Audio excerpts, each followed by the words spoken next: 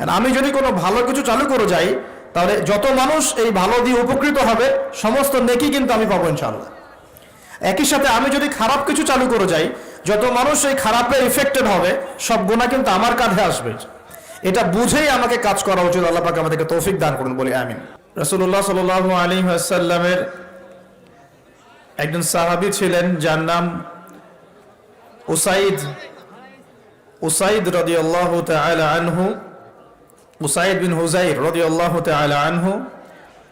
তিনি একদিন রাতের বেলা নামাজ পড়ছিলেন এবং নামাজের মধ্যে তিনি কোরআন তেলাওয়াত করছিলেন।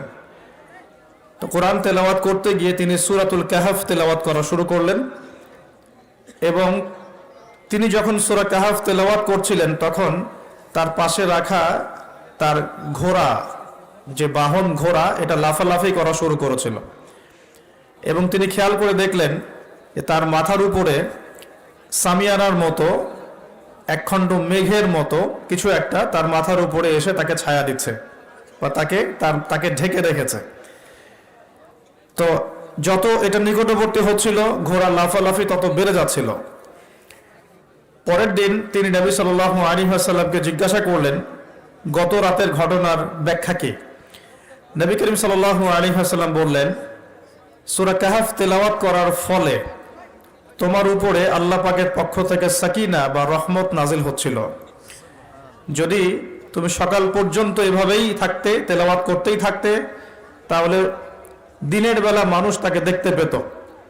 আর এই সামিয়ানার খণ্ডের পেছনে কিন্তু আল্লাহ পাকের মনোনীত কিছু ফেরেশতা ছিলেন, বলি সুবহানাল্লাহ। সূরাতুল কাহফ তেলাওয়াত করার একটা ব্যাপক ফজিলত এই হাদিস থেকে আমরা বুঝতে পারছি। একই সাথে এই হাদিস থেকে একটা দলিল পাচ্ছি যে যেখানে কোরআন এবং সুন্নাহর আলোচনা হয় বা আমরা দিন কেন্দ্রিক কথাবার্তা বলি, আল্লাহর জিকিরে ডুবে যাই, এই জায়গাগুলো কিন্তু আল্লাহ পাকের ফেরেশতারা ঘিরে রাখেন, যদিও বা আমরা তাকে চোখে দেখতে পারি না। বর্তমান শিক্ষা দর্শন আমাদেরকে শেখায় যে যা আমরা চোখে দেখি না, যাকে পরীক্ষাগারে প্রমাণ করা যায় না, যাকে যুক্তি বিজ্ঞান দর্শন দিয়ে প্রমাণ করা যায় না, তার কোনো অস্তিত্ব নাই, এমনটা বর্তমান শিক্ষা ব্যবস্থা আমাদেরকে শেখায়। জ্ঞান সেটাই যা মানুষ পরীক্ষা নিরীক্ষা, যুক্তি বিজ্ঞান বা দর্শনের মানদণ্ডে লাভ করে, সেটাই জ্ঞান। আর আল্লাহ পাক কোরআনুল কারীমে বলছেন সূরা কাহফের 29 নম্বর আয়াতে, ওয়াকুলিল হাক্কু মির রাব্বিকুম ফামান শাআ ফালইউমিন ওয়া মান শাআ ফালইয়াকফুর। আল্লাহ পাক বলছেন সত্য বা ন্যায় বা চূড়ান্ত জ্ঞান সেটা আল্লাহর পক্ষ থেকে আসে। যার ইচ্ছা হয় বিশ্বাস করুক, যার ইচ্ছা হয় অস্বীকার করুক। আল্লাহ রাব্বুল আলামিন বলছেন কোরআন হচ্ছে সত্যিকারের জ্ঞানের উৎস, যা আল্লাহ পাকের পক্ষ থেকে আসে। আল্লাহ পাক সূরা আলাকের মধ্যে বলেছেন আল্লামাল ইনসান মা লাম ইয়ালাম। আল্লাহ পাক মানুষকে সেই জ্ঞান শিক্ষা দিয়েছেন যে জ্ঞান মানুষ জানতো না। তার মানে মানুষ সৃষ্টিগতভাবে জ্ঞানী ছিল না, আল্লাহ পাক তাকে জ্ঞানী করেছেন। আল্লাহ পাক সূরা বাকারার মধ্যে বলেছেন ওয়া আল্লামাল আদামা আসমাআ কুল্লাহা। তিনি আদম আলাইহিস সালামকে সমস্ত নাম শিক্ষা দিয়েছেন। এখানে নাম সমান সমান জ্ঞান। নাম মানে শুধু আব্দুর রহমান আব্দুর রহিম নয়, নাম মানে এখানে কি জ্ঞান। আদম আলাইহিস সালামের নিজস্ব কোনো জ্ঞান ছিল না, আল্লাহ রাব্বুল আলামিন তাকে জ্ঞান শিখিয়েছেন। আল্লামাল ইনসান মা লাম ইয়ালাম, তিনি মানুষকে সেই জ্ঞান শিক্ষা দিয়েছেন যা মানুষ জানতো না। আল্লাহ পাক আদম আলাইহিস সালামকে এমন জ্ঞান শিক্ষা দিয়েছিলেন যেই জ্ঞান ফেরেশতাদেরও ছিল না। আল্লাহ পাক ফেরেশতাদেরকে বলছেন তোমরা এই নামগুলো বলে দাও। তারা বলছেন লা ইলমা লানা ইল্লা মা আল্লামতানা, আমাদের কোনো জ্ঞান নাই, অতটুকুই আছে যা আপনি শিখিয়েছেন, এর বাইরে আমরা জ্ঞানী নই, এর বাইরে আমাদের কোনো জ্ঞান নেই। পক্ষান্তরে আদম আলাইহিস সালামকে যখন জিজ্ঞাসা করা হচ্ছে তুমি নামগুলো বলে দাও, আদম আলাইহিস সালাম সমস্ত নাম বলে দিলেন, বলি সুবহানাল্লাহ। এরপরেই কিন্তু সেই ঘটনা যে আদম আলাইহিস সালামকে আল্লাহ পাক ফেরেশতাদেরকে দিয়ে সেজদা করালেন। এটা শারীরিক গঠনের কারণে নয়, বাহ্যিক সৌন্দর্যের কারণে নয়, বরং জ্ঞানের মর্যাদার কারণে আল্লাহ রাব্বুল আলামিন ফেরেশতা জাতিদেরকে দিয়ে আমাদের পিতা আদম আলাইহিস সালামকে সিজদা করিয়েছেন। আমার কথা কি বুঝতে পারছেন? তার মানে আমরা সম্মানিত হয়েছি আল্লাহর কাছে জ্ঞানের মানদণ্ডে। এবং এই জ্ঞান আমরা নিজেরা অর্জন করতে পারি নাই, বরং আল্লাহ পাক আমাদেরকে জ্ঞান শিখিয়েছেন। এই জ্ঞান বা সত্যের চূড়ান্ত মানদণ্ড হচ্ছে আল্লাহর ওয়াহি, যেটা সর্বশেষ রূপ হচ্ছে কোরআন এবং সুন্নাহ। কোরআন এবং সুন্নাহ হচ্ছে সর্বশেষ আল্লাহর পক্ষ থেকে নাজিলকৃত ওয়াহি, যার মধ্যে মানবতার প্রতিটা বিষয়ের সমাধান দেয়া আছে ইনশাআল্লাহ তাআলা। আমরা এখন যে জ্ঞান তত্ত্ব শিখছি, যেটাকে আমরা ফিলোসফির ভাষায় বলি এপিস্টিমোলজি, এই শব্দটার সাথে ইউনিভার্সিটি লেভেলের যে টিচাররা আছেন তারা পরিচিত। এটাকে বলা হয় এপিস্টিমোলজি বা জ্ঞান তত্ত্ব। পশ্চিমা জ্ঞান তত্ত্ব হচ্ছে এটা, একটু বোঝার চেষ্টা করি। আমরা এখন শিক্ষা ব্যবস্থা নিয়ে অনেক কথাই বলছি, কিন্তু এর গোড়া আমরা ধরতে পারছি না এখনো। আমরা সমস্যার ডালপালাগুলো ধরে টানাহাচড়া করছি, কিন্তু সমস্যার গোড়াটা আমি আপনাদেরকে বলছি আজকে ইনশাআল্লাহ। ওয়ামা তৌফিকি ইল্লা বিল্লাহ আলাইহি তাওয়াক্কালতু ইলাইহি উনীব ওয়া ইলাইহি উনীব। সমস্যার শেকড়টা হচ্ছে এখানে। এই শব্দটার নাম এপিস্টিমোলজি বা জ্ঞান তত্ত্ব। এটা কি জিনিস? এটা হচ্ছে একটা দর্শন, একটা মানদণ্ড, যে মানদণ্ডের ভিত্তিতে আমরা জ্ঞান শিখি। আমরা কোন মানদণ্ডে জ্ঞান শিখি? মুসলিমরা এমন মানদণ্ডে জ্ঞান শেখে, আমরা বিশ্বাস করি জ্ঞান আল্লাহর পক্ষ থেকে আসে। আমরা বিশ্বাস করি যে জ্ঞান মানুষের সৃষ্টির সাথে সাথেই তার ভিতরে ছিল না। আমরা বিশ্বাস করি জ্ঞান আল্লাহ পাক শিক্ষা দেন, এবং এমন জ্ঞান শিক্ষা দেন যা আমরা জানতাম না। আল্লাহ পাক মহাজ্ঞানী সত্তা, তার জ্ঞান অসীম। আমরা খুব ক্ষুদ্র সৃষ্টি, আমাদের জ্ঞান খুব সসীম। এই সসীম সৃষ্টি অসীম জ্ঞানী আল্লাহ রাব্বুল আলামিনের জ্ঞানকে পেনিট্রেট করতে পারবে না। তাই আমাদের উচিত হচ্ছে আল্লাহ পাকের মহাজ্ঞানের সামনে আত্মসমর্পণ করা, এর নাম ইসলাম। আমরা এমন ফিলোসফি ফলো করি, কথা কি বুঝতে পারছেন? আমরা আরো ফলো করি, ইমানদার হতে হলে আমাদেরকে গায়েবে বিশ্বাস করতে হবে, যেমন আল্লাহ, ফেরেশতা, আসমানি কিতাব, নবী রাসূল, পরকাল, তাকদীর। এগুলোর মধ্যে শুধু আসমানি কিতাব কোরআনই চোখে দেখা যাচ্ছে, এটা চোখে দেখা যাচ্ছে, বাকি আর কোনো কিছুই আমরা চোখে দেখছি না। আমরা আল্লাহকে দেখিনি, আমরা ফেরেশতাও দেখছি না, আমরা আগের আসমানি কিতাবগুলো দেখি নাই, শুধু কোরআন দেখছি। কোনো হতভাগা মুসলিম তো কোরআনও দেখে না, তাদের কথা স্বতন্ত্র। আমরা নবী রাসূলগণকেও দেখি নাই, এমনকি আমাদের নবী মুহাম্মদ সাল্লাল্লাহু আলাইহি ওয়াসাল্লামকেও দেখি নাই। আমরা পরকালের কোনো ধাপ দেখিনি, এবং আমরা তাকদীর বা ভাগ্যের ভালো মন্দও দেখি নাই। দেখেছি? তার মানে এই 6টা পিলার প্রতিটাই গায়েব বা অদৃশ্য। আমরা মুসলিমরা বিশ্বাস করি এই অদৃশ্যের জগতে বিশ্বাস না করা পর্যন্ত একজন ব্যক্তি মুমিন হতে পারবে না। আলিফ লাম মিম যালিকাল কিতাব লা রাইবা ফিহি হুদাল লিল মুত্তাকিন। কারা মুত্তাকি? আল্লাযীনা ইউমিনুনা বিল গায়বি, যারা গায়েবে বিশ্বাস করে। আর এই গায়েবটা কি? এই 6টা পিলার হচ্ছে গায়েব। ইমানের 6 পিলার হচ্ছে কি? গায়েব। এখন আমাদের এপিস্টিমোলজি এমন, আমরা বিশ্বাস করি মহাজ্ঞানী সত্তা আল্লাহ পাকের পক্ষ থেকে জ্ঞান নাজিল হয়, মানুষ জ্ঞান প্রডিউস করতে পারে না। আমার কথা কি বুঝতে পারছেন? এখন এর বিপরীতে যে জ্ঞানতাত্ত্বিক দর্শনটা আছে, এই জ্ঞানতাত্ত্বিক দর্শনের জন্ম হচ্ছে পশ্চিমা সভ্যতায়। কবে জন্ম হয়েছে? ওই ফরাসি বিপ্লবের পরপর। এটা বেশি দিন হয় নাই। ফরাসি বিপ্লবের পরপর 1800 থেকে 1900 সালের মাঝামাঝি, এটাকে অনেকে 1750 থেকে শুরু করেন হিসেব করা, কিন্তু মূল রেভলিউশন শুরু হচ্ছে 1800 সালের পর থেকে। এই 1800 সালের পর থেকে নিয়ে পশ্চিমা সভ্যতা একটা পরিবর্তন দেখা দেয়। কিরকম পরিবর্তন? তারা ধর্ম থেকে বের হয়ে চাক্ষুষ দর্শনে বিশ্বাস করা শুরু করে। তারা গির্জা, পোপ এগুলোকে এলিমিনেট করে, বাদ দিয়ে এমন একটা দর্শন চালু করে যে চোখে যা দেখা যায় তাই বিশ্বাস করব। ধর্মীয় কিতাব, গ্রন্থ, নবী রাসূল, পরকাল, এগুলোর কোনো কনসেপ্ট আমরা বিশ্বাস করব না। ওরা এরকম একটা এপিস্টেমোলজি ফিক্স করে ফেলে। আরো সহজ করে বলতে গেলে, তারা বিশ্বাস করে জ্ঞান সেটাই, সত্য সেটাই, বা ন্যায় অন্যায়ের মানদণ্ড সেটাই যা যুক্তি, বিজ্ঞান, দর্শন দিয়ে প্রমাণ করা যায় বা পরীক্ষাগারে প্রমাণ করা যায়। পরীক্ষা নিরীক্ষা পর্যবেক্ষণ দিয়ে যে সিদ্ধান্তে আসা যায় সেটাই হলো জ্ঞান। এই হলো ওদের দর্শন, এবং এই দর্শনটাকে কপি পেস্ট করে বিগত 100 বছরে সারা বিশ্বের বিভিন্ন কান্ট্রিতে ছড়িয়ে দেওয়া হয়েছে। এর মধ্যে কোনো মুসলিম কান্ট্রিও বাদ যায় নাই। এখন জ্ঞান তত্ত্ব নিয়ে যত কথা হচ্ছে, এর গোড়া হচ্ছে এখানে। আমরা বিশ্বাস করি জ্ঞান আল্লাহর পক্ষ থেকে আসে। আমরা বিশ্বাস করি আমরা খুব ক্ষুদ্র জ্ঞানের অধিকারী মানুষ, আমাদের এত বেশি জ্ঞান নাই। এমনকি আমরা তো নিজের আত্মাকেও ব্যাখ্যা করতে পারি না, আমরা আমাদের স্বপ্নকেও ব্যাখ্যা করতে পারি না, আমরা আমাদের ঘুমকে ব্যাখ্যা করতে পারি না, আমাদের সাথে আগামীকাল কি হবে আমরা সেটা জানি না। এত এত ক্ষুদ্র জ্ঞান নিয়ে আমরা কি আল্লাহ পাকের মহাজ্ঞানকে অতিক্রম করতে পারবো? পারা যাবে? পারা যাবে না। তাহলে আল্লাহ পাক যেগুলো নাজিল করছেন, ইমানের পিলার, ইসলাম, পরকাল, মিজান, পুলসিরাত, জান্নাত, জাহান্নাম, আত্মা, জিনজাতি, ফেরেশতা, যেগুলো আমরা চোখে দেখি না, এগুলোকে কি আমরা আমাদের ক্ষুদ্র জ্ঞানে ব্যাখ্যা করতে পারবো? পারবো না। কিন্তু তাদের দর্শনটা এমন, তারা মনে করে যে পরীক্ষা নিরীক্ষা যুক্তি বিজ্ঞান দর্শন দিয়ে যা পাবো সেটাই জ্ঞান। উদাহরণ দিয়ে বোঝাচ্ছি, তাহলে বুঝতে পারবেন। আমরা জিন জাতিকে বিশ্বাস করি, করি কিনা? করি কিনা? আমাদের সবার সাথে একটা করে জিন শয়তান আছে কি নাই? আছে। তবে এখনকার বিশ্বের বেশিরভাগ শয়তান কিন্তু পশ্চিমা সভ্যতায় থাকে। কথা কি বুঝতে পারছেন? আচ্ছা, তো আমরা জিন জাতিকে বিশ্বাস করি। আমাদেরকে যদি বলা হয় কেন বিশ্বাস করেন, এর পিছনে যুক্তি কি, বিজ্ঞান কি, দর্শন কি, আমরা বলবো যে আমরা যুক্তি বিজ্ঞান দর্শনের আলোকে জিন জাতিকে বিশ্বাস করি না। আমরা বিশ্বাস করি এই আলোকে আল্লাহ পাক বলেছেন ওয়া মা খালাকতুল জিন্না ওয়াল ইনসা ইল্লা লিয়াবুদুন। আল্লাহ পাক তার সর্বশেষ গ্রন্থ, মহাগ্রন্থ আল কোরআনে বলেছেন সূরা জারিয়াতের 56 নম্বর আয়াতে, ওয়া মা খালাকতুল জিন্না ওয়াল ইনসা ইল্লা লিয়াবুদুন, আমি জিন আর মানব জাতিকে শুধুমাত্র আমার ইবাদত করার জন্যই সৃষ্টি করেছি।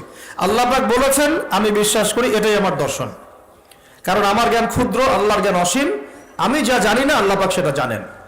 এই হলো আমাদের সহজ সরল দর্শন।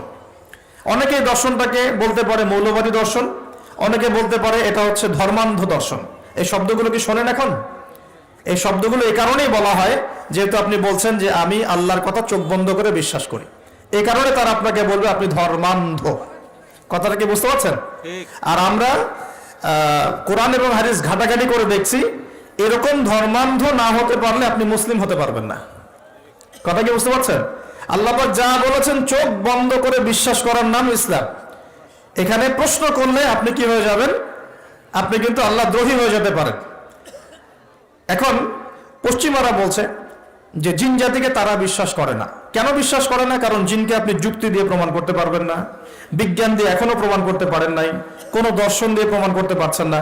এমনকি ল্যাবরেটরিতে বসে গবেষণা করেও আপনি জিনের অস্তিত্ব প্রমাণ করতে পারছেন না, পারছেন না, পাচ্ছেন না। এই কারণেই পশ্চিমারা এটাকে বিশ্বাস করবে না এবং ওদের আদলে গড়া কোনো শিক্ষা ব্যবস্থাই এটাকে স্বীকার করবে না। আমি কি বোঝাতে পারছি সমস্যার গোড়া কোথায়? সমস্যার গোড়াটা এই জ্ঞানতাত্ত্বিক দর্শনে, যেটাকে আমরা বলি এপিস্টেমোলজি। আমরা বলছি আমরা ফেরেশতায় বিশ্বাস করি, ফেরেশতায় বিশ্বাস করি। কেন বিশ্বাস করি? আমাদের উত্তর একটাই, আল্লাহ পাক বিশ্বাস করতে বলেছেন তাই করি। আল্লাহ পাক ইমানের পিলারের মধ্যে ফেরেশতার কথা বলেছেন তাই করি। তার নবী মুহাম্মদ সাল্লাল্লাহু আলাইহি ওয়াসাল্লাম আমাদেরকে বিশ্বাস করতে বলেছেন, হাদিসে আছে, কোরআনে আছে, এই কারণে করি। এখন আপনার বিশ্বাসকে তারা বলতে পারে ধর্মান্ধ বিশ্বাস, মৌলবাদী কনসেপ্ট। এখন প্রশ্ন হচ্ছে তারা কেন বিশ্বাস করে না? উত্তর, ফেরেশতাকে আপনি পরীক্ষা নিরীক্ষা পর্যবেক্ষণের মাধ্যমে প্রমাণ করতে পারবেন না। ল্যাবরেটরিতে বসে ফেরেশতার অস্তিত্ব আপনি প্রমাণ করতে পারবেন না। আপনি কোনো যুক্তি বিজ্ঞান দর্শন দিয়ে ফেরেশতার অস্তিত্ব প্রমাণ করতে পারবেন না। এই জ্ঞান আল্লাহ পাক আপনাকে দেন নাই। এখানে জ্ঞানতাত্ত্বিক পার্থক্য। আমরা আল্লাহতে কেন বিশ্বাস করি, কেন ধর্মে বিশ্বাস করি? কারণ আমরা আল্লাহ রাব্বুল আলামিনকে অদৃশ্যে বিশ্বাস করি, না দেখেই বিশ্বাস করি, এবং আল্লাহ পাকের সর্বশেষ আসমানি কিতাব কোরআন এবং তার ব্যাখ্যা হাদিসে বিশ্বাস করি। এখানে আল্লাহ পাকের অস্তিত্ব আল্লাহ পাক জানান দিয়েছেন, আমরা বিশ্বাস করি। তারা বিশ্বাস করে না কেন? কারণ তাদের দর্শন হচ্ছে আল্লাহকে দেখা যায় না, তাই বিশ্বাস করি না। ফেরেশতাদেরকে দেখা যায় না, বিশ্বাস করি না। আত্মাকে দেখা যায় না কিন্তু বিশ্বাস করে। স্বপ্ন এর ব্যাখ্যা করা যায় না, কোনো কোনো ক্ষেত্রে বিশ্বাস করে। তারা কবরের আযাব, পরকাল, জান্নাত, জাহান্নাম, মিজান, পুলসিরাত এগুলোতে বিশ্বাস করে না, কারণ এগুলোকে আপনি ল্যাবে প্রমাণ করতে পারছেন না। এই জ্ঞানতাত্ত্বিক পার্থক্যের কারণেই এখনকার যে জ্ঞান চর্চার জগৎগুলো বা শিক্ষাক্ষেত্রগুলো, এগুলো দুই ভাগে ভাগ হয়ে গেছে। এক ভাগ আল্লাহ পাকের ওহিতে বিশ্বাসী আস্তিক এবং আনুগত্যশীল শিক্ষা ব্যবস্থা, আরেকটা হচ্ছে আল্লাহ পাকের অস্তিত্বে অবিশ্বাসী নাস্তিক এবং কুফরি শিক্ষা ব্যবস্থা। আমি কি বোঝাতে পারছি? আমি কি বোঝাতে পারছি? এই দুই ভাগে এটা ভাগ হয়ে গেছে। এই দুই ভাগে কি হয়েছে? ভাগ হয়ে গেছে। এখন কোরআন এবং সুন্নাহ ভিত্তিক শিক্ষা ব্যবস্থায় কিন্তু মানব জীবনের সমস্ত সমস্যার সমাধান আছে। কিন্তু এখানে গিয়ে আমরা কোরআন সুন্নাহকে হাতে নিয়ে বৈষয়িক বিষয়গুলোকে চ্যালেঞ্জ করতে ব্যর্থ হয়েছে। কোনো কোনো ক্ষেত্রে কোরআন সুন্নাহকে হাতে নিয়ে আমরা অর্থনীতিকে চ্যালেঞ্জ করতে পারছি না, রাজনীতিকে চ্যালেঞ্জ করতে পারছি না, বিজ্ঞানকে চ্যালেঞ্জ করতে পারছি না, প্রযুক্তিকে চ্যালেঞ্জ করতে পারছি না, কিন্তু কোরআন সুন্নাহ আমাদের হাতে আছে। এটা আমাদের সমস্যা, এটা কোরআন সুন্নাহর সমস্যা নয়। এটা কাদের সমস্যা? এটা আমাদের ব্যর্থতা বা আমাদের সমস্যা, যে আমরা কোরআন সুন্নাহকে হাতে নিয়েও কোনো কোনো ক্ষেত্রে চলমান বিশ্বের সংকট মোকাবেলা করতে পারছি না। এটা কিন্তু সত্য কথা। যদি পারতাম তাহলে তো গোল্ড ইজ মানি এই কথাটাকে ব্যাখ্যা করে বোঝাতে হতো না। অনেকদিন আগে যখন বলেছিলাম যে পেপার মানি অরিজিনাল ইসলামিক কারেন্সি না, অনেক ট্রলের শিকার হয়েছে এবং এখনো হচ্ছে, কিন্তু এখনো বোঝাতে ব্যর্থ হচ্ছে আমরা যে গোল্ড ইজ মানি। তো কোরআন সুন্নাহর মধ্যে কিন্তু হেদায়েত এটা আছে, তারপরে কেন বুঝতে পারলো না? বিকজ এটাকে হাতে নিয়ে সে অর্থনীতি চ্যালেঞ্জ করতে পারে নাই। তো আমরা এখানে কমপ্লিট কোড অফ লাইফ পেয়েও চলমান বিশ্বের সংকটগুলো অনেক ক্ষেত্রে মোকাবেলা করতে পারছি না। আর এদের উদ্দেশ্য কি? এই কুফরি যেটা দর্শন, যেটা আল্লাহর অস্তিত্বে বিশ্বাস করে না, পরকালে বিশ্বাস করে না, ফেরেশতায় বিশ্বাস করে না, চাক্ষুষ যা দেখে এর বাইরে কিছুই বিশ্বাস করে না, এই শিক্ষা দর্শনের উদ্দেশ্য হচ্ছে শুধুমাত্র দুনিয়া, দুনিয়ার কনস্ট্রাকশন, দুনিয়ার ইকোনমিক্স, দুনিয়ার পলিটিক্স, দুনিয়ার ফাইন্যান্স, দুনিয়ার প্রযুক্তি, অনলি দুনিয়া। পরকালীন কোনো চেতনা এদের মধ্যে আপনি পাবেন না। এই দুটো একটা পার্থক্য। আল্লাহ পাক এখানে বলছেন ইহকালের জীবনটা খুবই ক্ষুদ্র, যেটা এতই ছোট যে সমুদ্রের মধ্যে আঙ্গুল ডোবালে যতটুকু পানি হাতে লেগে থাকে এটা দুনিয়া, বাকি মহাসাগরটা হচ্ছে আখেরাত। আর এই আখেরাতে মুক্তি দিবে কোরআন সুন্নাহ ভিত্তিক শিক্ষা ব্যবস্থা। আর আপনি যখন কুফরি বা দুনিয়াবি দর্শন কেন্দ্রিক শিক্ষা ব্যবস্থাতেই পড়ে থাকবেন, তখন এটা দুনিয়ায় ফায়দা দিবে, পরকালে কিন্তু কোনো ফায়দা দিবে না। এখানে একটা প্রশ্ন আসবে, তাহলে কি আমরা দুনিয়াবি শিক্ষা ব্যবস্থায় শিক্ষিত হব না? উত্তর হচ্ছে অবশ্যই হব, অবশ্যই হব। তবে কোরআন এবং সুন্নাহর শিক্ষার মানদণ্ড ঠিক রেখে তারপরে আমি দুনিয়াবি শিক্ষার বিষয়গুলোর দিকে ফোকাস করব। ইসলামের প্রারম্ভিক যুগে, সোনালী যুগে এই বিশ্বকে মুসলিমরা যা দিয়েছে, গণিতের কথা বলেন, জ্যোতির্বিজ্ঞানের কথা বলেন, মেডিকেল সায়েন্সের কথা বলেন, হ্যাঁ, বায়োলজির কথা বলেন, ফিলোসফির কথা বলেন, ইকোনমিক্সের কথা বলেন, বা এই যে আমরা বলি ভূগোলের কথা বলেন, অঙ্কশাস্ত্র বলেন, অ্যালগোরিদম বলেন, প্রতিটা সেই ডিপার্টমেন্ট যার উপর ভিত্তি করে এখনকার সভ্যতা দাঁড়িয়ে আছে, এগুলো মুসলিমদের হাতে এই পৃথিবী দেখেছে, অমুসলিমদের হাতে দেখে নাই। ওই সময়কার মুসলিমরা কি পিছিয়ে পড়েছিলেন? জি না, ওই সময়কার মুসলিমরা আমাদের চাইতে বেশি এগিয়েছিলেন। তারা কোরআন এবং সুন্নাহকে গবেষণা করে চলমান বিশ্বের সমস্ত সমস্যার সমাধান দিচ্ছিলেন। কিন্তু আমরা এখন কোরআন সুন্নাহকে হাতে নিয়ে চলমান বিশ্বের প্রতিটা ডিপার্টমেন্ট নিয়ন্ত্রণ করতে পারছি না। এটা আমাদের ব্যর্থতা, এটা কোরআন সুন্নাহর ব্যর্থতা নয়। এখানে সলিউশনটা কি, এটা বলে আমি আগে সামনে যাব। এখানে মূল বিষয়টা হচ্ছে যে আল্লাহ রাব্বুল আলামিন আমাদেরকে সৃষ্টি করেছেন একটা বিশাল উদ্দেশ্য নিয়ে, সেটা হলো ওয়ামা খালাকতুল জিন্না ওয়াল ইনসা ইল্লা লিয়াবুদুন। আল্লাহ পাক আমাদেরকে সৃষ্টি করেছেন যাতে আমরা তার ইবাদত করি। ইবাদত করার জন্য আমাদের দরকার কিছু গাইডেন্স। এই গাইডেন্স আল্লাহ পাক দিয়েছেন কোরআনে এবং হাদিসে। প্রয়োজন একজন শিক্ষকের, মহান শিক্ষক দিয়েছেন মুহাম্মদুর রাসূলুল্লাহ সাল্লাল্লাহু আলাইহি ওয়াসাল্লামকে, যাকে দেখে শিখতে হবে। আমরা তাকে দেখছি না, তার সাহাবীরা তাকে দেখেছেন, তার পরের জেনারেশন সাহাবীদেরকে দেখেছেন, তারপরের জেনারেশন তাবেঈদেরকে দেখেছেন। এভাবে আস্তে আস্তে আস্তে আস্তে এই জ্ঞানটা চলে আসছে। এখন আমরা উলামায়ে কেরামকে দেখছি যারা কোরআন এবং সুন্নাহকে ব্যাখ্যা করছেন এবং এর আলোকে যুগ এবং জিজ্ঞাসার জবাব দেওয়ার চেষ্টা করছেন। এখন আমার সামনে কোরআন সুন্নাহ কিন্তু স্পষ্ট আছে, এবং কোরআন এবং সুন্নাহে শুধুমাত্র এক কেন্দ্রিক সমাধান দেয়া নাই, মানুষের জীবনের প্রতিটা ডিপার্টমেন্টের সমস্যার সমাধান এখানে দেয়া আছে। এখন আমরা যদি কোরআন এবং সুন্নাহকে পরিপূর্ণরূপে গ্রহণ করি এবং সমকালীন উপকারী জ্ঞানগুলো অর্জন করি, তাহলে ইনশাআল্লাহ কোরআন এবং সুন্নাহকে হাতে নিয়ে আমরা বিশ্বটাকে চ্যালেঞ্জ করতে পারবো। আমি কি বোঝাতে পারছি? আমাদের সমস্যার সমাধানটা এভাবে হওয়া পসিবল। এখন সমস্যাটা কোথায়? শেকড়েই আমরা কুফরি একটা মন্ত্র তন্ত্র চর্চা করছি, যে আমরা যা দেখি না তাকে বিশ্বাস করি না। এটাই সমস্যা। এ কারণে কেন ডারউইনের মতবাদের কেন প্রয়োজন হবে?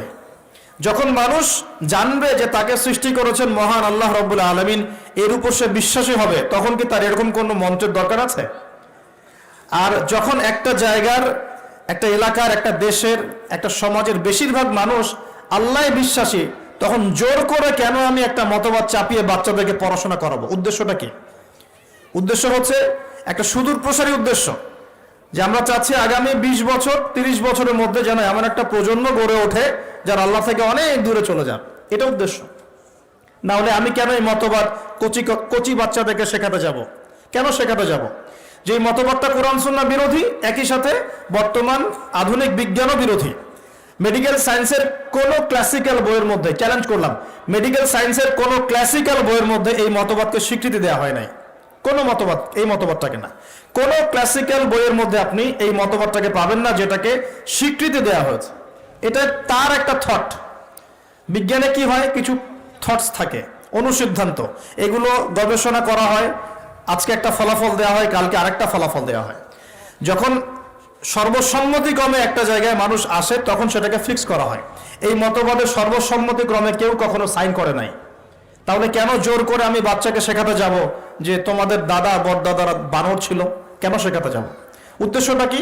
আমি চাচ্ছি একটা প্রজন্ম গড়ে উঠুক, যে প্রজন্ম আস্তে আস্তে আস্তে আস্তে আল্লাহ থেকে দূরে সরে যাবে, ওদের ব্রেইনটা ওয়াশ করা থাকবে এবং ওদের ভিতরে আপনি আর ইসলাম ইনস্টল করতে পারবেন না।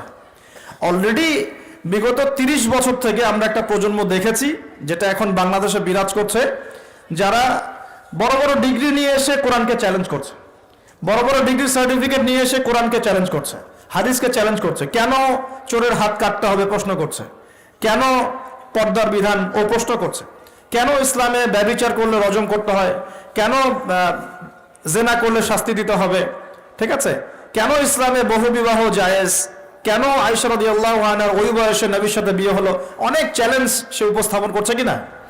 অলরেডি আমরা একটা প্রজন্ম গড়ে ফেলেছি, আমাদের অজান্তেই, আমাদের সাইলেন্সের মধ্যে একটা প্রজন্ম গড়ে উঠেছে অলরেডি, যারা কিন্তু এগুলোকে চ্যালেঞ্জ করছে। এবং এদের সংখ্যা কিন্তু 8-10 জন নয়, এদের সংখ্যা কিন্তু প্রায় 10 to 20%। জানেন, 10 to 20% স্টুডেন্টস এখন যারা ফারেগ হচ্ছে বিভিন্ন সেকুলার ইনস্টিটিউশন থেকে, তারা এগুলোকে চ্যালেঞ্জ করছে। ইসলাম পালন করছে কিভাবে? ইসলাম পালন করছে আনুষ্ঠানিকতা, ঈদের নামাজ, জুমার নামাজ, রমজান মাসে মাঝে মাঝে তারাবি, ঠিক আছে, মাঝে মাঝে ইসলাম, মাঝে মাঝে। তো এই যে একটা প্রজন্ম তৈরি করলাম, এটা কি পশ্চিমাদের বিজয় নয়? এটাই তো পশ্চিমাদের বিজয়। আর এর উপর আবার ওই যে বলে না, মরার উপর খরার ঘা, বলার কথা আছে না, মরার উপর খরার ঘা। একটা প্রজন্ম অলরেডি তৈরি হয়েছে, এখন নতুন একটা প্রজন্ম আমরা তৈরি করতে যাচ্ছি যে সরাসরি আল্লাহকেই অস্বীকার করবে, নাউজুবিল্লাহ। সে বলবে যে না, আল্লাহ আমাকে সৃষ্টি করে নাই, আমি তো ছোটবেলায় পড়েছি যে আমার দাদারা বানর ছিল, নাউজুবিল্লাহ। কথা কি বুঝতে পারছেন? সমস্যার গোড়ায় চলে আসেন। সমস্যার গোড়া হচ্ছে যে একটা সুদূর প্রসারী এজেন্ডা বাস্তবায়ন করার চেষ্টা করা হচ্ছে। কি এজেন্ডা? একটা প্রজন্ম গড়তে চাওয়া হচ্ছে, যে প্রজন্ম সরাসরি আল্লাহকে অস্বীকার করবে। এখন কিন্তু সরাসরি আল্লাহকে অস্বীকার করছে না প্রজন্ম, হয়তো ঘুরিয়ে ফিরিয়ে চ্যালেঞ্জ করছে। হ্যাঁ, আমি আল্লাহকে বিশ্বাস করি, কিন্তু পর্দাটা তো বুঝতে পারছে না। কেন? এই যুগে পর্দার কি দরকার? ওই যুগে না হয় এই ছিল সেই ছিল, হ্যাঁ, এখন কি আর ওইরকম যুগ আছে? এখন তো এগিয়ে যাওয়ার যুগ, এখন তো খোলামেলা পোশাক পরা যায়, হাত কাটার কি দরকার? এগুলো তো মৌলবাদী আইন, বর্বর আইন মনে হচ্ছে। হ্যাঁ, ধর্ষণ করলে কেন এরকম রজম করতে হবে? ওরা কিন্তু আল্লাহকে স্বীকার করছে ঠিকই, করার পরে এই প্রশ্নগুলো উত্থাপন করছে এখনকার জেনারেশন, এই জেনারেশনটা। আর আমরা চাচ্ছি আরেকটা জেনারেশন তৈরি হোক যারা এইসব প্রশ্ন করবে না, সরাসরি অস্বীকার। আমি মনে বোঝাতে পারছি না। শয়তান একবারে কখনো আপনাকে আঘাত করে না। শয়তান, আল্লাহ পাক কি বলছেন? ওয়ালা তাত্তাবিউ খুতুওয়াতিশ শায়াতিন, খুতুওয়াতিশ শায়াতিন অথবা খুতুওয়াতিশ শয়তান। তোমরা শয়তানদের বা শয়তানের খুতুয়া মানে পদাঙ্ক অনুসরণ করো না। পদাঙ্ক মানে ফুটপ্রিন্ট, আপনার পায়ের ছাপ, এটাকে পদাঙ্ক, খুতুয়া বলা হয়। পায়ের ছাপ, আপনি কি পায়ের ছাপে এক লাফ দিয়ে এক জায়গায় যান, নাকি স্টেপ বাই স্টেপ যান? বলেন তো। স্টেপ বাই স্টেপ এটা চালু করার চেষ্টা করা হচ্ছে, স্টেপ বাই স্টেপ।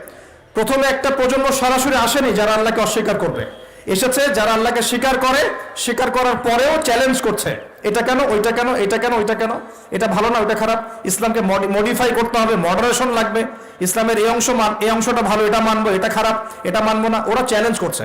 কিন্তু এখন চাওয়া হচ্ছে আরেকটা প্রজন্ম তৈরি করতে যে চ্যালেঞ্জ করবে না, সরাসরি অস্বীকার করবে।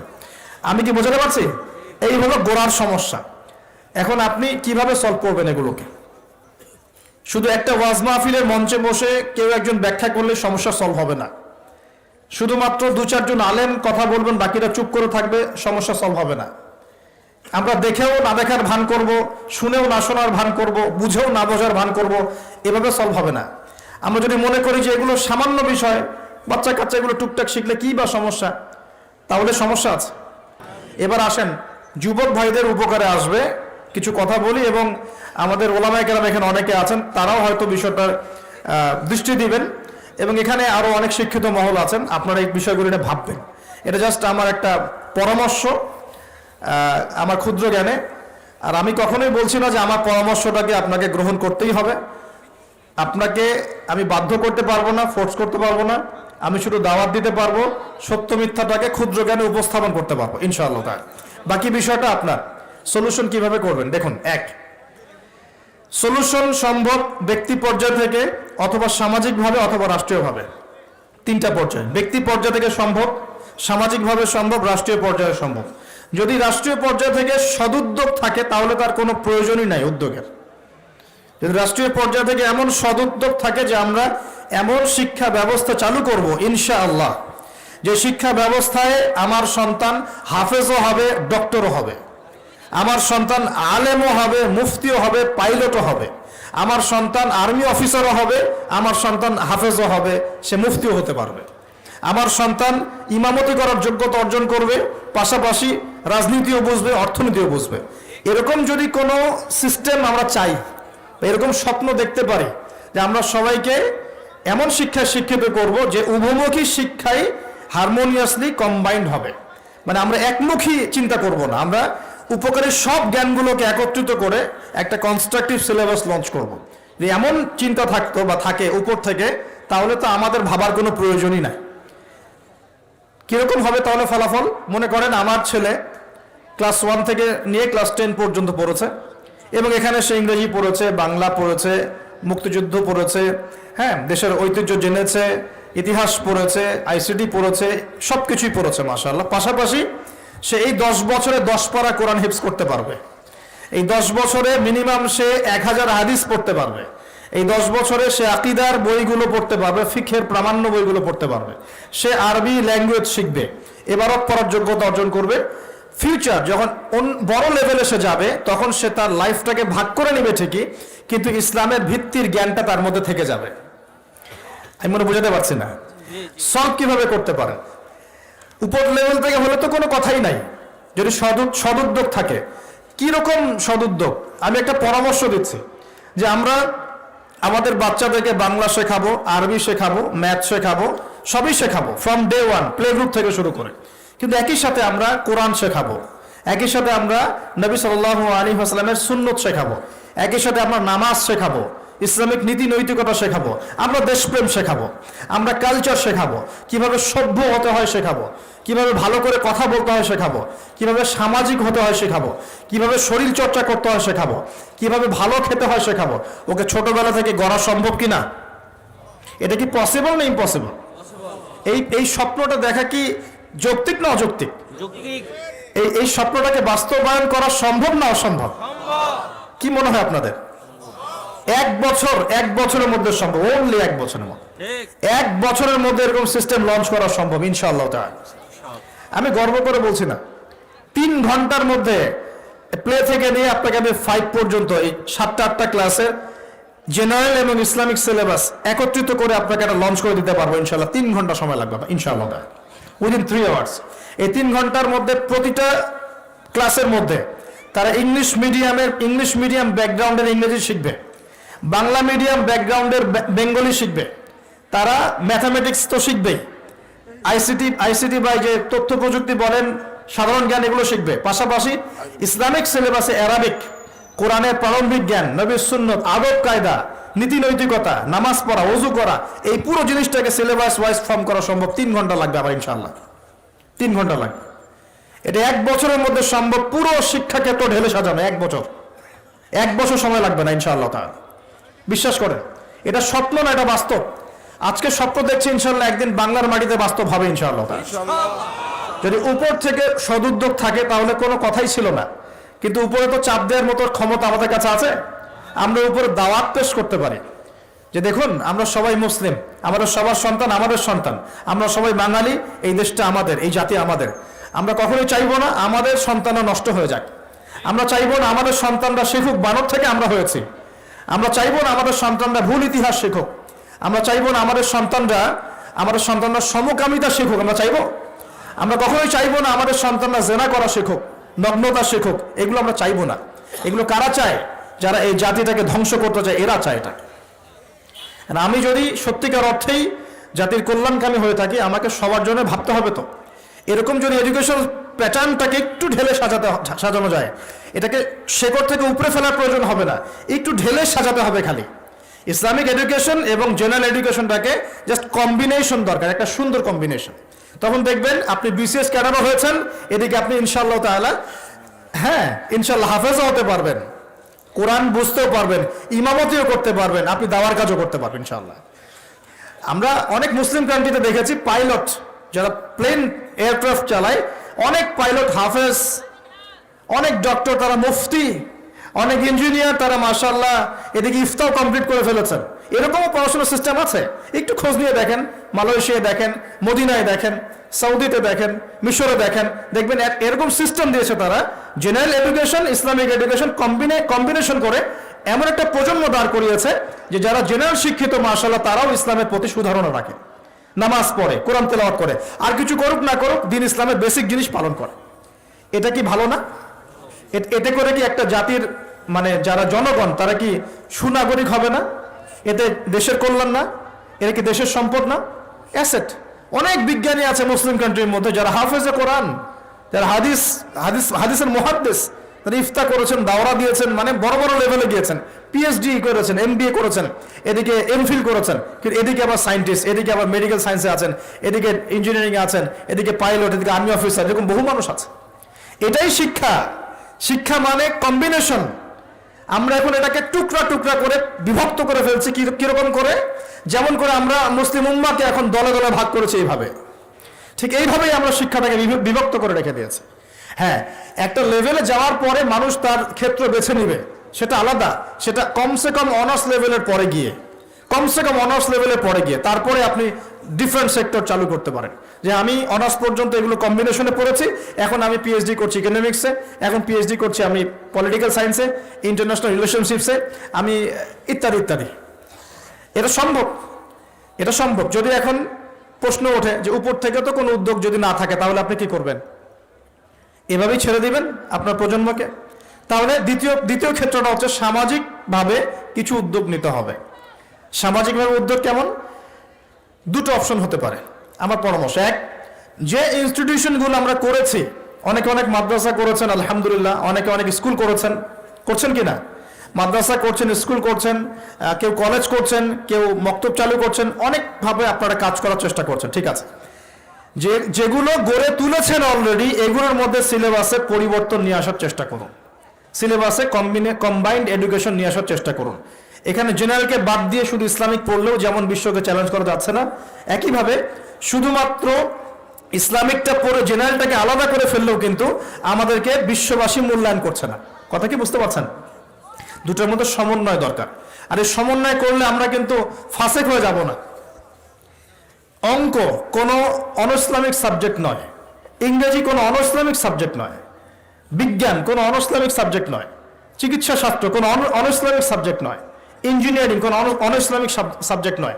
এগুলো কি, এই জ্ঞানগুলো কি আমরাই মানে প্রডিউস করেছি, না এই জ্ঞান আল্লাহ আমাদেরকে দিয়েছিলেন? বলেন তো। আপনি যদি কোরআন পড়লে দেখবেন কোরআনকে 3 ভাগে ভাগ করতে পারবেন, যার একটা বড় অংশে থাকবে হিস্ট্রি বা ইতিহাস। তাহলে ইতিহাস শাস্ত্র কি জায়েজ না না জায়েজ? হিস্ট্রি জানা কি খারাপ না ভালো? বিশ্বের ভূ রাজনৈতিক প্রেক্ষাপট জানবো, এটা কি জায়েজ না না জায়েজ? আমি যদি না জানি পুরো বিশ্বে কি চলছে, আমি কেমন করে ইসলামকে নিয়ে আগাবো বলেন? অর্থনীতি একটা জায়েজ সাবজেক্ট না জায়েজ সাবজেক্ট? ইকোনমিক্স যদি আমি না বুঝি, তাহলে আমি ব্যাংকিং সিস্টেম, ফাইন্যান্স কেমন করে লঞ্চ করব, কিভাবে আমি এটাকে ডিল করব? এখানে একটা শুরু থেকে সমস্যা হয়ে আসছে। আমরা দুটোকে একত্রিত করতে ব্যর্থ হয়েছি। তাহলে যে প্রতিষ্ঠানগুলো আছে, এগুলোকে যদি আমরা একটু সিলেবাসে কিছুটা পরিবর্তন আনার চেষ্টা করি, আমার মনে হয় আগামী 5 থেকে 10 বছরের মধ্যে আপনি একটা প্রজন্ম তৈরি করতে পারবেন, যারা বলবে না যে বানর থেকে আমি হয়েছি, যারা বলবে আমরা আল্লাহ থেকে হয়েছি ইনশাআল্লাহ, আমরা আল্লাহ থেকে এসেছি, আল্লাহ ফিরে যাবো ইনশাআল্লাহ। আল্লাহ আমাদেরকে সৃষ্টি করেছেন, আমরা তার কাছেই ফিরে যাবো ইনশাআল্লাহ। ইন্না লিল্লাহি ওয়া ইন্না ইলাইহি রাজিউন। তারা যত বড় সেকশনে যাক না কেন, তারা কোরআন সুন্নাহর জ্ঞান ভিতরে লালন করবে, আমল করবে, সুনাগরিক হবে ইনশাআল্লাহ। এটা একটা অপশন। আর একটা অপশন, এখন যদি প্রতিষ্ঠানের পরিচালকরা এটাতে রাজি না হন, সামাজিক সাপোর্টটাও না পান, তাহলে কি করবেন? তাহলে অপশন হচ্ছে যারা সামর্থ্যবান, শোনেন, যারা সামর্থ্যবান, যাদের যোগ্যতা আছে, যারা বিষয়গুলো বোঝেন, ভাবেন এবং যারা চান না যে আমাদের প্রজন্মগুলো ধ্বংস হয়ে যাক, নতুন নতুন শিক্ষা প্রতিষ্ঠান গড়ে তোলেন, নতুন নতুন মাদ্রাসা গড়ে তোলেন, নতুন নতুন স্কুল গড়ে তোলেন, নতুন নতুন কলেজ গড়ে তোলেন, এমন কিছু করেন নতুন গড়ে তোলার পরে এগুলোর মধ্যে আপনি কম্বাইন্ড এডুকেশন চালু করে দেন। আগামী 10 থেকে 20 বছর পর একটা ভালো ফলাফল পাবেন ইনশাআল্লাহ তাআলা। আর একটা অপশনগুলো মনে থাকবে তো ইনশাআল্লাহ। উপর লেভেল থেকে যদি হয় আলহামদুলিল্লাহ, আমরা সুন্দর করে সহযোগিতা করতে পারবো, কারণ আমরা সহযোগিতাই করতে চাই যদি আমাদেরকে মূল্যায়ন করা হয়। ওই যে বললাম 1 বছর লাগবে আমার ইনশাআল্লাহ। ওই যে ইউসুফ আলাইহিস সালাম বলেছিলেন না, যখন মিশরের রাজা তাকে বলেছিলেন যে আমি স্বপ্ন দেখেছি এই 7টা জীর্ণশীর্ণ গাভীকে, 7টা জীর্ণশীর্ণ গাভী খেয়ে ফেলছে বড় বড় গাভীকে, দুর্ভিক্ষের স্বপ্ন দেখলেন। তখন ইউসুফ আলাইহিস সালাম বলেছিলেন যে আমি হচ্ছি এই বিষয়টা সম্পর্কে দক্ষ এবং এই বিষয়ের জ্ঞান আমার কাছে আছে, আমি বিশ্বস্ত, তিনি বলেছিলেন, মনে আছে? তখন ইউসুফ আলাইহিস সালামকে মিশরের যিনি আজিজ তিনি তার পাশে এসে বসিয়ে বলেছেন যে এই খাদ্য মন্ত্রণালয় তোমার হাতে তুলে দিলাম, তুমি এখন দুর্ভিক্ষ সামলাও। ইউসুফ আলাইহিস সালাম এমন ট্যাকটিক অ্যাপ্লাই করলেন যে মিশরের লক্ষ লক্ষ মানুষ আসন্ন মৃত্যুর হাত থেকে বেঁচে গেল আলহামদুলিল্লাহ। তো তার কাছে জ্ঞানটা ছিল। এখন আমরাও এইভাবে বলতে পারবো যে যদি মূল্যায়ন করা হয় 1 বছর লাগবে না ইনশাআল্লাহ, পুরো প্লে থেকে নিয়ে 10 পর্যন্ত এইচএসসি পর্যন্ত পুরো সিলেবাসটাকে আমরা ইসলামাইজড করে জেনারেল এবং ইসলামিক শিক্ষার সমন্বয় করে পুরো জাতিকে পরিবর্তন করে মিশন হাতে নিতে পারবো ইনশাআল্লাহ তাআলা। আর মূল্যায়ন করবে কি করবে না আল্লাহু আ'লাম। আর আল্লাহ পাক তো ক্ষমতার মালিক কে? কালকে যে জেলখানায় ইউসুফ, তার পরের দিন সে মিশরের ওই যে পার্লামেন্টে, মনে আছে? গতকাল জেলখানায় ইউসুফ আলাইহিস সালাম, তার পরের দিন কোথায়? পার্লামেন্টে। ক্ষমতা দেওয়ার মালিককে, ইজ্জত দেওয়ার মালিককে, সম্মান দেওয়ার মালিককে? এগুলো আল্লাহর হাতে। আল্লাহ পাক চাইলে ওরকম যোগ্য মানুষকে উপরে নিয়ে যেতে পারেন ইনশাআল্লাহ তাআলা। আল্লাহ পাক পারেন না? সবই পারেন। কুলিল্লাহুম্মা মালিকাল মুলক, আল্লাহ পাক হচ্ছেন রাজত্বের মালিক। তুতিল মুলকা মান তাশা, আল্লাহ পাক যাকে ইচ্ছা রাজত্ব দেন। কে রাজত্ব দেন? আল্লাহ পাক। ক্ষমতা কে দেন? আল্লাহ। ওয়া তানজিউল মুলকা মিম্মান তাশা, আল্লাহ পাক যার থেকে ইচ্ছা ক্ষমতা কি করেন? কেড়েও নেন। কে এটার মালিক? আল্লাহ। আল্লাহ পাক ন্যায়পরায়ণদেরকে আমাদের উপরে রাখুন, আমরা দোয়া করি। আমাদের উপরে যাদেরকে আল্লাহ পাক রাখুন তারা যেন ন্যায় বিচার করতে পারে সেই দোয়া আমরা করি। ন্যায়পরায়ণ শাসক আল্লাহ পাক আমাদেরকে দান করুন, দোয়া করি। আমরা কারো পক্ষে বিপক্ষে কখনো কথা বলতে যাব না, কারণ এখানে একটা সো কল্ড পশ্চিমা ডেমোক্রেসি চলছে আর কি। এখানে পক্ষপাতিত্ব করতে গেলে আমরা জালেম হয়ে যেতে পারি। দোয়া করতে হবে যে আল্লাহ পাক আমাদের উপরে যেন সৎ, যোগ্য এবং ন্যায়পরায়ণ শাসক আল্লাহ পাক আমাদেরকে দান করেন, বলি আমিন। এবং তাদেরকে ন্যায় বিচার করার তৌফিক আল্লাহ পাক দান করেন। আল্লাহ পাক এমন শিক্ষা ব্যবস্থা প্রণয়ন করার তৌফিক দান করেন যার মধ্য দিয়ে যেন আমাদের ছেলেমেয়েরা, আমাদের সন্তানরা আগামী 5-10 বছর পরে যারা আসবে তারা এই বাংলার মাটিতে জেনারেল শিক্ষায়ও শিক্ষিত হবে ইনশাআল্লাহ, ইসলামিক শিক্ষাও শিক্ষিত হবে ইনশাআল্লাহ। তারা মসজিদের ইমামও হবে, অর্থনীতির বিষয়ে বুঝবে, তারা ডক্টরও হবে, হাফেজও হবে, তারা ইঞ্জিনিয়ারও হবে ইনশাআল্লাহ। এদিকে দেখবেন সে দিনের বেসিক জ্ঞান অর্জন করে মোটামুটি মিশকাত দাওরা পর্যন্ত পড়ে ফেলেছে ইনশাআল্লাহ। তার সম্ভব, এটা অসম্ভব কিচ্ছু না। একটা 4 বছরের বাচ্চা মিনিমাম 200টা শব্দ মুখস্থ করতে পারে। 4 বছরের বাচ্চা। একটা 5 থেকে 6 বছরের বাচ্চা একই সাথে 3টা ল্যাঙ্গুয়েজ শিখতে পারে। 4 থেকে 6 বছরের বাচ্চা। এটা পড়েন, প্যারেন্টিং সম্পর্কে পড়েন, এডুকেশন সিস্টেম নিয়ে ঘাটাঘাটি করেন। বড় বড় কান্ট্রিগুলোর দিকে তাকান। আচ্ছা, সেকুলার কান্ট্রির দিকেই তাকান, ব্রিটেনের দিকে তাকান, কানাডার দিকে তাকান, আপনি অস্ট্রেলিয়ার দিকে তাকান, ঠিক আছে, মিডল ইস্টের কান্ট্রিগুলোর দিকে তাকান। দেখেন ওরা শিক্ষা ব্যবস্থাকে কিভাবে ঢেলে সাজাইছে। ওরা শুধু একমুখী শিক্ষা চাচ্ছে না। উত্তর কোরিয়ার নাম শুনেছেন কিনা? আচ্ছা, চায়নার কথা বলি। উত্তর কোরিয়া পরে, চাইনিজদের মধ্যে কি কোরআন আছে?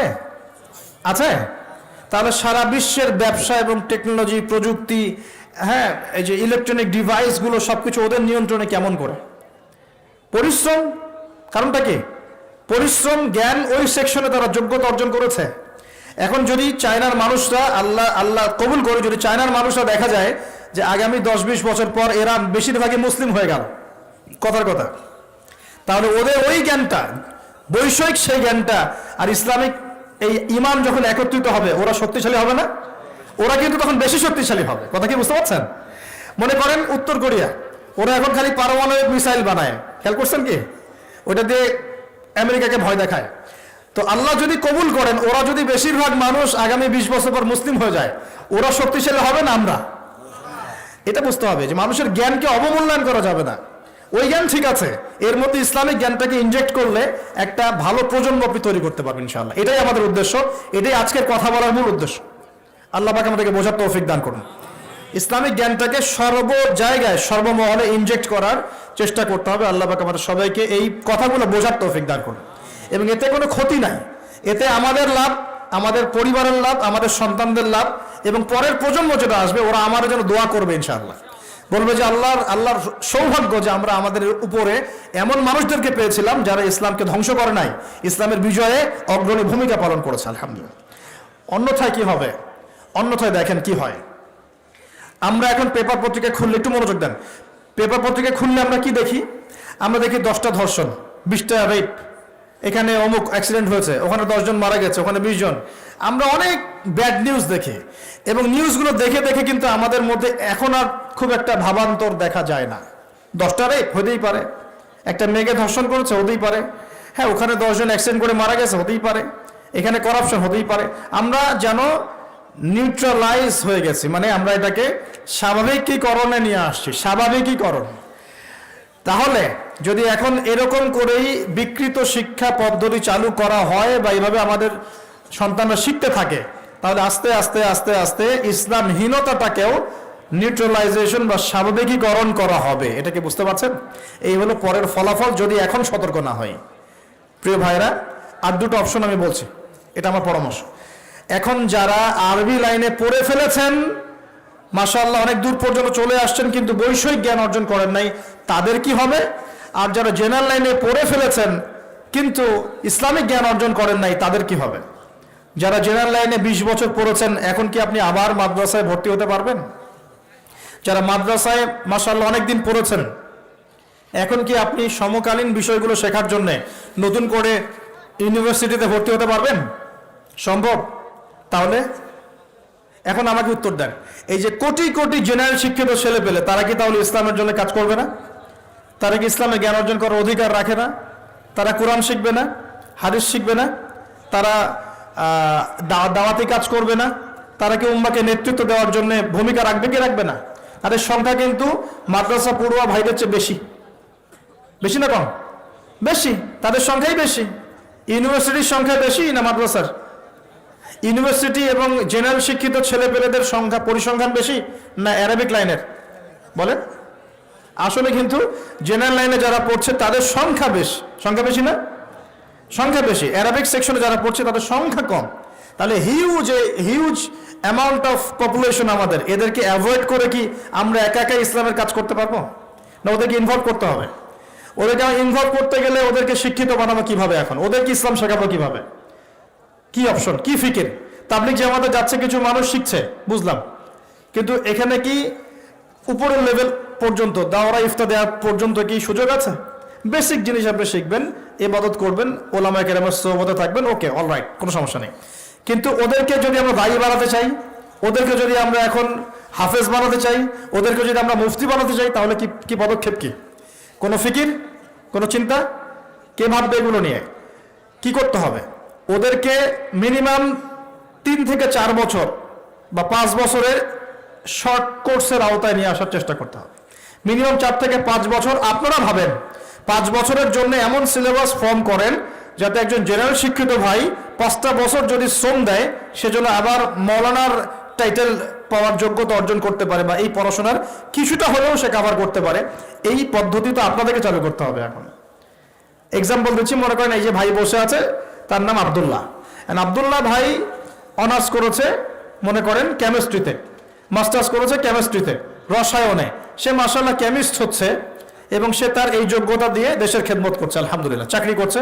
এখন সে চায় আমিও দিনের জন্য কিছু করব, এবং আমি শুধু গতানুগতিক করতে চাই না, আমি ভালো কিছু করতে চাই। তাহলে নিঃসন্দেহে আব্দুল্লাহ ভাইকে কোরআন তেলাওয়াত করা শিখতে হবে, আব্দুল্লাহ ভাইকে আরবি ভাষা শিখতে হবে, আব্দুল্লাহ ভাইকে নিঃসন্দেহে এখন হাদিসের ইবারত পড়ার যোগ্যতা অর্জন করতে হবে, তাকে আকীদার বই পড়তে হবে, ফিকহের বই পড়তে হবে, কিছু উসুল পড়তে হবে, এবং তাফসির, এগুলো পড়ে তাকে একটা লেভেলে আসতে হবে। কিন্তু এখন তার তো মাদ্রাসায় ভর্তি হওয়ার কোনো সুযোগ নাই, আছে? তাহলে ওর জন্য আমি যদি আমার মাদ্রাসায় একটা 5-6 বছরের কোর্স লঞ্চ করতে পারি, যেখানে ওই 100% না হলেও সে মোটামুটি 60-70% কভার করে একটা লেভেলে আসলো, ওকে আমি একটা ইসলামের সম্পদ বানালাম। আমি কিন্তু ওকে একটা সম্পদে পরিণত করলাম। আগে থেকে ওর মধ্যে কেমিস্ট্রির জ্ঞান ছিল, বৈষয়িক জ্ঞানগুলো ছিল, ও ওর জ্ঞান দিয়ে দেশের খেদমত করছিল, এখন সে ইসলামিক জ্ঞানটা অর্জন করে উম্মার খেদমত করবে। সম্ভব কি না? সম্ভব না অসম্ভব? এই স্বপ্নটা কি বাস্তবে আনা যায় না যায় না? এরকম প্রতিটা কওমি মাদ্রাসা বা প্রতিটা আলিয়া মাদ্রাসা, প্রতিটা বড় বড় প্রতিষ্ঠান যদি এরকম উদ্যোগ নেয়, 4 থেকে 5 বছর 6 বছরের কিছু কোর্স লঞ্চ করে, হ্যাঁ, শারিয়া ফ্যাকাল্টি হতে পারে, দাওয়া অ্যান্ড ইসলামিক স্টাডিজ হতে পারে, কোরআনিক সায়েন্স হতে পারে, হ্যাঁ, মানে সেক্টর আপনারা ভাগ করতে পারেন করে যদি আপনারা জেনারেল ভাইদেরকে সুযোগ করে দেন, এই কোটি কোটি জেনারেল শিক্ষিত ছেলের মধ্যে কমপক্ষে 1 লাখ ছেলে তো বের হবে যারা আগামী দিনে উম্মাকে নেতৃত্ব দেওয়ার যোগ্যতা অর্জন করবে। ভাবা উচিত ছিল, এগুলো ভাবতে হবে না? আচ্ছা, এখন যদি না ভাবেন, এখনো যদি না করেন, তাহলে আগামী 20 বছর পর যে প্রজন্মটা আসবে, ওরা বলবে আমরাও তো কিছুই করতে পারলাম না। আরো 20 বছর পিছায় যাবে এরা। তখন কি হবে? আল্লাহ পাক আমাদেরকে কথাগুলো বোঝার তৌফিক দান করুন। আরেকটা বিষয়, এখন মনে করেন ইসলামিক লাইনে যারা পড়াশোনা করেছেন মাশাআল্লাহ, কিন্তু ইকোনমিক্স পাচ্ছেন না, ইংলিশ পাচ্ছেন না, আইসিটি পাচ্ছেন না, বা সমকালীন জিও পলিটিক্স বুঝতে পারছেন না, সমাজের মানুষ তাদেরকে মূল্যায়ন করছে না। আমরা জানি, আমরা বুঝি তাদের মধ্যে কোরআন সুন্নাহর গভীর জ্ঞান আছে, কিন্তু সমাজের মানুষ বলছে কি, এই মোল্লাদ্দুর মসজিদ পর্যন্ত, কথা বলছে না, তাকে মূল্যায়ন করছে না। ইমাম সাহেব হিসেবে তিনি আসছেন, ইমামকে মূল্যায়ন করছে না। তিনি খতিব, তাকে মূল্যায়ন করছে না। তিনি বলছে একজন ইমাম কেন অর্থনীতি নিয়ে কথা বলবে, একজন খতিব কেন পলিটিক্স নিয়ে কথা বলবে, এই কথাগুলো বলছে না। তাহলে আমাদেরও কি এই জ্ঞানগুলো অর্জন করার প্রয়োজন আছে কি নাই? আছে। তাহলে এখন তো আপনি আবার ইউনিভার্সিটিতে ভর্তি হতে পারবেন না।